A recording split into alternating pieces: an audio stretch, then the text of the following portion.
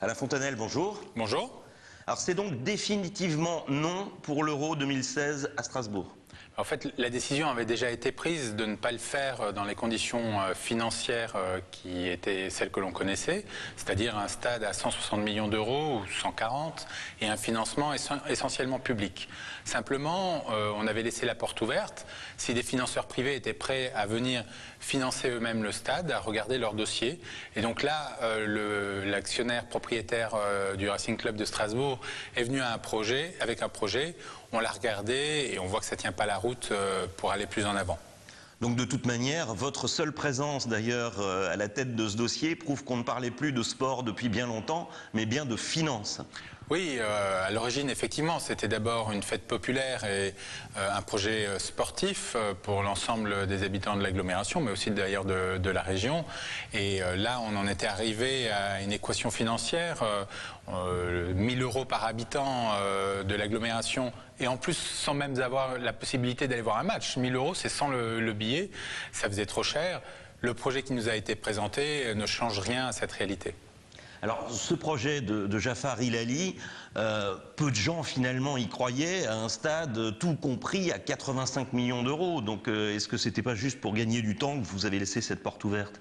Non, c'était pas pour gagner du temps, c'était pour être honnête par rapport au projet, parce que c'est quand même la mort dans l'âme que l'on a renoncé à faire l'Euro. Donc s'il y avait une petite chance, il fallait l'explorer jusqu'au bout.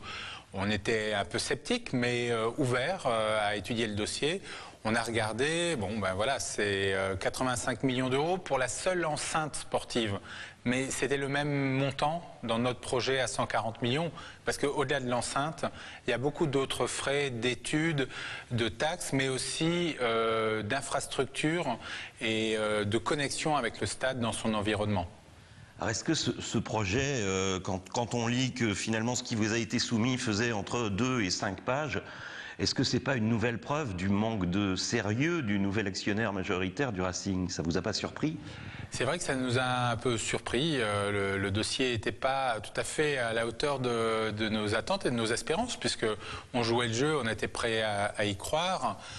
Bon, peut-être qu'il y avait d'autres enjeux pour le propriétaire du Racing derrière ce document, mais finalement maintenant l'important, puisque ce dossier se termine, c'est de reparler de sport justement et qu'enfin on puisse parler de victoire du Racing et on l'espère de remonter au moins en Ligue 2 le plus rapidement possible. C'est quand même ça maintenant l'objectif.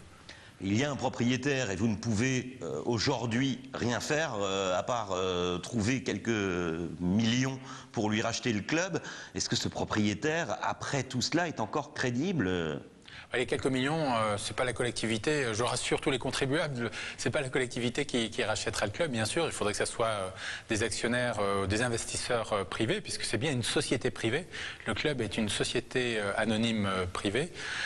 Mais bon, voilà, je pense que maintenant, la DNCG a quand même validé la situation du club, a même autorisé le club à recruter de nouveaux joueurs.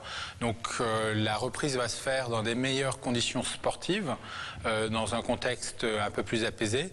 Il faut que ça reste ainsi et surtout que enfin les ballons rentrent dans les buts adverses. Et c'est ce que je souhaite pour la nouvelle année au Racing, à son staff et à ses joueurs. Alors, dernier point, est-ce que vous souhaitez aussi un objectif pour pouvoir un jour rénover la Méno? Est-ce que la municipalité s'est déjà dit, le jour où on retrouve la Ligue 1, on rénove la Méno? Ce qui est sûr, c'est qu'il faudra rénover un jour ou l'autre la Méno, mais dans des conditions avec des cahiers des charges qui ne sont pas ceux de l'UEFA, et on peut le faire dans des coûts bien moins importants que ceux que l'UEFA nous imposait. On doit pouvoir faire ça peut-être autour de 30 millions, on n'a pas fait d'études précises, mais en tous les cas, c'est moins cher que le cahier des charges UEFA. Quant à savoir quand on va le faire, maintenant on n'a pas la pression du temps par rapport à l'Euro 2016, donc on va regarder ça tranquillement, mais c'est sûr que ça sera plus facile si le Racing est à nouveau sur une spirale ascendante et plutôt en Ligue 2 ou en Ligue 1 qu'en National, voire même malheureusement en CFA. Alain Fontanelle, merci. Merci.